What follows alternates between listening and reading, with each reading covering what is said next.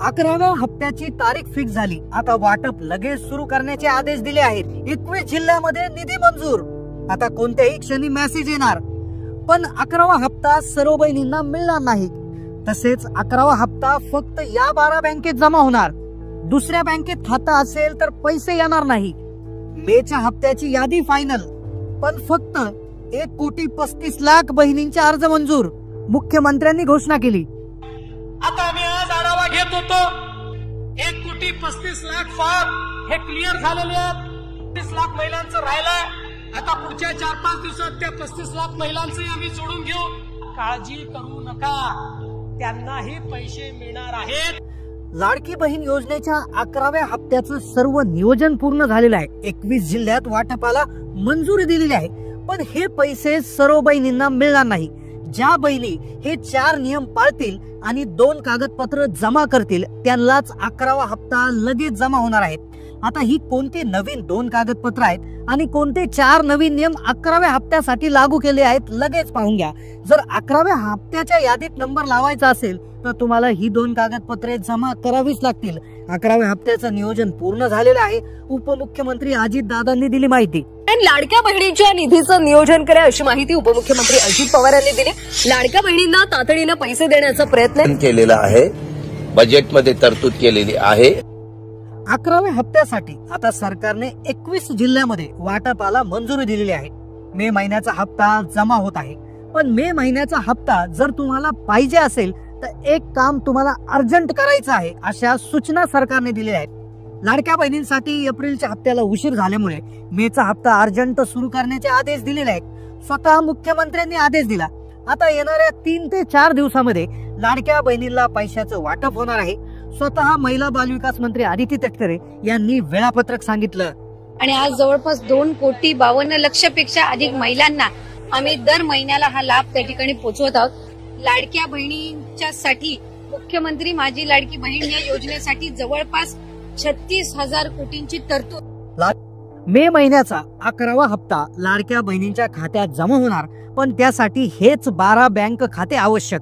तुमचं जर दुसऱ्या बँकेमध्ये खातं असेल तर तुम्हाला पैसे मिळणार नाही। बँक खात्यांचा नवीन नियम आलाय, सोबत 4 नवे नियम आता बहिणींना पाळावे लागणार आहे। 2 कागदपत्रांची मागणी तुमच्याकडून सरकार करत आहे, त्यामुळे ज्या बहिणी लवकरात लवकर ही कागदपत्रे जमा करतील त्यांना लगेच पैसे मिळतील आणि ज्या बहिणी कागदपत्रे जमा करणार नाही त्यांना मेचा हप्ता अजिबात मिळणार नाही। लाडक्या बहिणींसाठी सरकारकडून अर्जंट सूचना आलेली आहेत। आता फक्त ज्या महिला गरजू आहेत, ज्यांना खरी गरज आहे त्यांनाच हप्त्याचं वाटप होणार आहे। फक्त 1,35,00,000 अर्ज जे आहेत ते मंजूर झालेले आहेत। बाकीच्या बहिणींना यादीत नंबर लावण्यासाठी 4 नियम लावलेले आहेत, 2 कागदपत्र मागवलेले आहेत। त्याकरता व्हिडिओ तुम्ही लक्षपूर्वक पाहायचा आहे, कारण की आता डायरेक्ट अपात्र करण्याच्या सूचना देण्यात आल्या आहेत। आता जर तुम्हाला 11व्या हप्त्याच्या यादीत नंबर लावायचा असेल तर कोणते 4 नियम पाळायचे आहेत, कोणते 2 कागदपत्र जमा करायचे आहेत, कोणत्या जिल्ह्यात सगळ्यात आधी पैसे येणार आणि कशा पद्धतीने मागचे जर पैसे राहिले असतील तर ते कसे जमा होणार आहे। त्यामुळेच तुम्हाला आजच्या व्हिडिओमध्ये आपण अतिशय महत्त्वाच्या खूप इम्पॉर्टंट अशा 4 गोष्टी तुम्हाला समजून सांगणार आहोत। पहा, पहिली गोष्ट की 11व्या हप्त्यासाठी जिल्ह्यांची यादी कशा प्रकारे असणार आहे, कोणत्या 21 जिल्ह्यामध्ये मंजुरी दिलेली आहे, तुमच्या जिल्ह्याचं नाव आहे का लगेच पाहून घ्या, कारण की जर तुम्ही या 4 नियमात बसले नाहीत, दुसरा महत्त्वाचा पॉइंट की 11व्या हप्त्यासाठी 4 नियम लागू केलेत आणि 2 कागदपत्र तुम्हाला आता जमा करावे लागतील। कोणते 4 नियम आणि कोणते 2 कागदपत्र पाहून घ्या। त्यानंतर 11व्या हप्त्यासाठी कोणत्या बँकेचं खातं चालणार आणि कोणतं खातं चालणार नाही 1 मिनिटात लगेच पाहून घ्या। आणि पुढची महत्त्वाची गोष्ट की ज्यांचे मागचे हप्ते राहिलेत, म्हणजे एप्रिलचा राहिलाय, मार्चचा राहिलाय, फेब्रुवारीचा राहिलाय, जानेवारीचा राहिला, तर त्यांच्या हप्त्यांचं कसं होणार। त्यांच्या हप्त्यासाठी आता फार कमी अवधी राहिलेला आहे, त्यांनी देखील आता या गोष्टी केल्या तरच पैसे जमा होतील, अन्यथा होणार नाही। संपूर्ण सविस्तर डिटेल माहिती आपण देणार आहोत।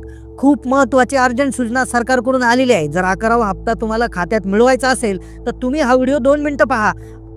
आता पहा, आपण सगळ्यात आधी सुरुवात करतोय की कोणत्या जिल्ह्यामध्ये वाटप होणार आहे, कोणत्या जिल्ह्यांमध्ये त्या ठिकाणी सगळ्यात आधी यादी आलेली आहे। 11व्या हप्त्याचं वाटप कसं होणार आहे, कारण की जिल्ह्याची यादी पाहून घ्या तुमच्या जिल्ह्याचं जर नाव आलं तर तुम्हाला लगेचच्या लगेच 2 कागदपत्र जमा करावे लागतील. हे 2 कागदपत्र कोणते आणि कुठून आणायचे ते तुम्हाला सांगतो, कारण त्याच्याशिवाय तुम्हाला हप्ता मिळणार नाही. आणि त्यानंतर कोणत्या बँकेत हप्ता येणार आहे पहा, कोणत्या बँकेमध्ये हप्ता येणार आहे, कारण की फक्त 12 बँका ज्या आहेत तर त्या आता निवडलेल्या आहेत.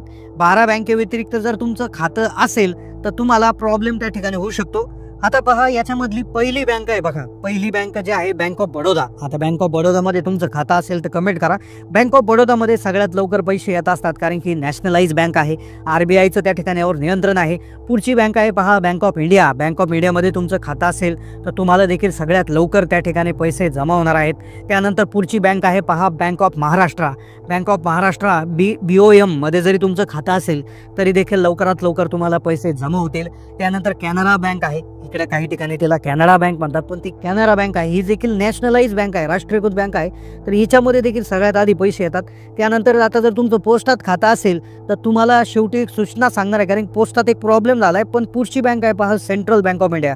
सेंट्रल बँक ऑफ इंडिया देखील खेडोपाडी भरपूर शाखा असल्यामुळे महिलांनी त्यात खाते उघडले, तर अजिबात त्याच्यामध्ये टेन्शन घेण्याचं काम नाही, पैसे येणार. दुसरी बँक आहे पहा इंडियन बँक. इंडियन बँकमध्ये पैसे येणार. त्यानंतर इंडियन ओव्हरसीज बँक एक आहे ज्यामध्ये IOB म्हणतात, तर त्या IOB मध्येही त्या ठिकाणी पैसे जमा होणार आहे. त्यानंतर Punjab and Sind bank. Punjab and Sind बँकमध्ये देखील तातडीनं पैसे जमा करण्याचे आदेश जे आहेत ते सरकारने दिलेले आहेत. पुढची बँक आहे पहा Punjab national bank. Punjab national bank PNB, याच्यामध्ये देखील अर्जंट तातडीनं पैसे जमा करण्याचे आदेश दिलेले आहे. पुढची बँक आहे पहा State Bank of India. State Bank of India ही त्या ठिकाणी सगळ्यात मोठी आणि जुनी सरकारी बँक आहे. त्यानंतर युको बँक आणि युनियन बँक ऑफ इंडिया, तर या बँकांमध्ये पैसे जमा होतील. या व्यतिरिक्त पोस्टाचं जर खातं असेल तर पोस्टामध्येही पैसे जमा होतात. फक्त पोस्टामध्ये एक प्रॉब्लेम नेहमी येत असतो, तो म्हणजे मेसेजेस लेट येतात. तर त्यासाठी तुम्ही काय करायचं की पोस्टाचा जो मिस कॉलचा नंबर आहे, मिस कॉल बॅलन्स नंबर आहे, तर त्याच्यावर कॉल करून तुम्ही त्यावरून मिस कॉल देऊन त्या ठिकाणी तुम्ही माहिती घेऊन टाकायची आहे. तर अशा पद्धतीनं जे आहे ते पैसे तुम्हाला जमा होतील. आता जिल्ह्यांची यादी सांगतो, त्यानंतर कोणते 2 कागदपत्र तुम्हाला जमा करायचे आहे. पहा, कागदपत्र ऐकल्याशिवाय व्हिडिओ बंद करू नका, अन्यथा पैसे येणार नाही, यादीत नंबर येणार नाही. पहा, महाराष्ट्रामध्ये तुम्हाला ठाऊक आहे 6 प्रशासकीय विभाग आहे, ज्यामध्ये अमरावती विभाग, पुणे विभाग, नाशिक विभाग, नागपूर विभाग, कोकण विभाग आणि छत्रपती संभाजीनगर विभाग. तर प्रत्येक जिल्ह्यामधून सुरुवातीला एक जिल्हा निवडलेला आहे. बाकीच्या जिल्ह्यांना त्या ठिकाणी नंतर त्या ठिकाणी प्राधान्य देण्यात येईल. पण सगळ्यात आधी पहिला जो लाभार्थी जिल्हा असणार आहे पहा पुणे विभागामधला, तो लाभार्थी जिल्हा आहे पहा कोल्हापूर. कोल्हापूरमधल्या बहिणींनी 2 कागदपत्र काढून घ्यायचे आहेत. कोणती 2 कागदपत्र काढायची पुढे सांगतो. दुसरा विभाग जो आहे बघा, बाकीच्या पुणे विभागातले बाकीचे जिल्हे जसं पुणे, सातारा, सांगली, सोलापूर यांना मात्र 2 दिवसानंतर 3 दिवसानंतर पैसे पाहायला मिळतील. त्यानंतर पुढचा विभाग आहे पहा नाशिक विभाग. नाशिक विभागामध्ये 5 जिल्हे येतात, नाशिक, धुळे, नंदुरबार, जळगाव आणि अहिल्यानगर. तर यामध्ये नंदुरबार जिल्ह्याला जे आहे ते सगळ्यात आधी प्राधान्य देण्यात येणार आहे. बाकीच्या जिल्ह्यांना थोडीशी प्रतीक्षा करावी लागू शकते. पुढचा जिल्हा आहे पहा नागपूर विभाग. नागपूर विभागामध्ये 6 जिल्हे येतात, ज्यामध्ये नागपूर, वर्धा, गडचिरोली, भंडारा, गोंदिया, चंद्रपूर. तर त्यापैकी गडचिरोली जिल्ह्यामध्ये महिलांच्या बँक खात्यामध्ये पैसे येणार, पण 2 कागदपत्र जमा केल्याशिवाय अजिबात पैसे येणार नाही. कोकण विभागामध्ये जर बघितलं तर 7 जिल्हे येतात, ज्यामध्ये मुंबई शहर जिल्हा, मुंबई उपनगर जिल्हा, ठाणे, पालघर, सिंधुदुर्ग, रायगड, रत्नागिरी. तर यामध्ये सिंधुदुर्ग जिल्ह्यामध्ये आज पैशाचं वाटप त्या ठिकाणी होणार आहे. त्यानंतर ही प्रक्रिया दिवस रात्र चालते, त्यामुळे कधी मेसेज येऊ शकतो, मोबाईलच्या मेसेजकडे लक्ष ठेवा. पुढचा विभाग आहे पहा छत्रपती संभाजीनगर विभाग, म्हणजे पूर्वीचा औरंगाबाद विभाग, ज्यामध्ये छत्रपती संभाजीनगर, परभणी, हिंगोली, नांदेड, लातूर, बीड, जालना आणि धाराशिव. तर यापैकी परभणी जिल्ह्यामध्ये पैशाचं वाटप होणार आहे आणि 7 जिल्ह्यांना वाट पाहावी लागेल. अमरावती विभागामध्ये जर बघायला गेलं तर वाशिम जिल्ह्याला प्राधान्य देण्यात आलेलं आहे. तर अशा प्रकारे या प्रत्येक विभागामधून एक जिल्ह्याची निवड सुरुवातीला करण्यात येणार आहे. दुसरे जिल्हे, तिसरे जिल्हे, तर अशा प्रकारे एक प्रत्येक विभागातून पहिल्या जिल्ह्यात पहिल्या टप्प्यात संपला का दुसरा झाला का तिसरा, तर अशा प्रकारे एक विशेष क्रमाक्रमाने त्या ठिकाणी या जिल्ह्यांची निवड आता होणार आहे. पण आता 2 कागदपत्र कोणती लागणार आहेत, आता लक्षपूर्वक ऐका. 2 कागदपत्र जे आहेत, पहिलं कागदपत्र लागणार आहे तुमचा उत्पन्नाचा दाखला. आता तुम्हाला उत्पन्नाचा दाखला तर आम्ही पूर्वीच दिलेला आहे, पण लक्षात घ्या की प्रत्येक आर्थिक वर्षामध्ये, आता आर्थिक वर्ष संपले 31 मार्च रोजी, नवीन वर्ष सुरू झाले 1 एप्रिल 2025 पासून. तर तुम्ही 1 एप्रिल नंतर तुमचा उत्पन्नाचा दाखला काढलाय का, कमेंट करा. नसेल काढला तर तो तुम्हाला काढावा लागेल आणि तो उत्पन्नाचा दाखला तुमचा 2.5 लाख रुपयाच्या आतमध्ये असणं खूप गरजेचं आहे. 2.5 लाखाच्या वर जर गेला तर तुमची योजनेतून तुम्ही अपात्र होऊन जाल, कारण की योजना गरीब गरजू महिलांसाठी आहे. हे नेहमी सरकारच्या माध्यमातून सांगितलं जाते. त्यामुळे आता कुठल्याही प्रकारची गय त्याच्यामध्ये केली जाणार नाही आणि हप्ता वाटप तुमचा डायरेक्टली बंद होऊ शकतो. कुठल्याही नोटीसशिवाय. त्यामुळे अर्जंट तातडीनं तुम्ही जे आहे ते त्या ठिकाणी पैसे मिळण्यासाठी हे काढून घ्या. दुसरं कागदपत्र आहे तुमचं आधार कार्ड. तर आधार कार्ड आणि बँक खात्यावरचं नाव एक्झॅक्टली चेक करा. कुठलीही स्पेलिंग मिस्टेक त्याच्यामध्ये नसावी, कुठल्याही करेक्शन्स त्याच्यामध्ये नसावे, आधार लिंकिंग असावं. त्यानंतर तुमचं रेशन कार्डचं जे लिंकिंग आहे बघा, रेशन कार्डचं जे EKYC आहे ते झालेलं आहे की नाही तेही तुम्हाला आता बघून घ्यावं लागेल. सरकारने वेळोवेळी रेशन दुकानामध्ये जाऊन EKYC करण्याचं आवाहन प्रत्येक वेळी त्या ठिकाणी केलेलं आहे. तर तुम्ही ते केलेलं नसेल तर तुम्हाला ते आता कोणत्याही परिस्थितीत करावं लागेल. तर त्यामुळे तेही तुम्ही करून घ्या, अन्यथा त्यामुळे तुमचा हप्ता बंद होऊ शकतो. आता लवकरात लवकर तुम्ही हे 2 कागदपत्र जमा करायचे आहेत. 4 नियम पूर्वीचेच आहेत की ज्यांचं उत्पन्न 2.5 लाखाच्या वर आहे की लोक अपात्र होतील. घरामध्ये सरकारी नोकरदार कुणी नसावा हा नियम पूर्वीचाच आहे.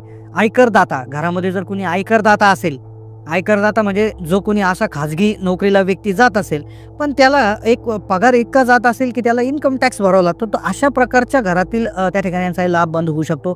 त्यानंतर पुढचं आहे की घरामध्ये 4 चाकी वाहन आहे, ट्रॅक्टर चालेल, तर अशा प्रकारच्या नियमावली आता कसून तपासणी होत आहे. तर नक्कीच तुम्ही देखील या सर्व गोष्टींची पडताळणी करून घ्या, कागदपत्र सगळे तयार ठेवा आणि नक्कीच अशाच माहितीसाठी चॅनलला तुम्ही सबस्क्राईब करून ठेवा. जास्तीत जास्त माता भगिनींना हा व्हिडिओ शेअर करायला विसरू नका. धन्यवाद.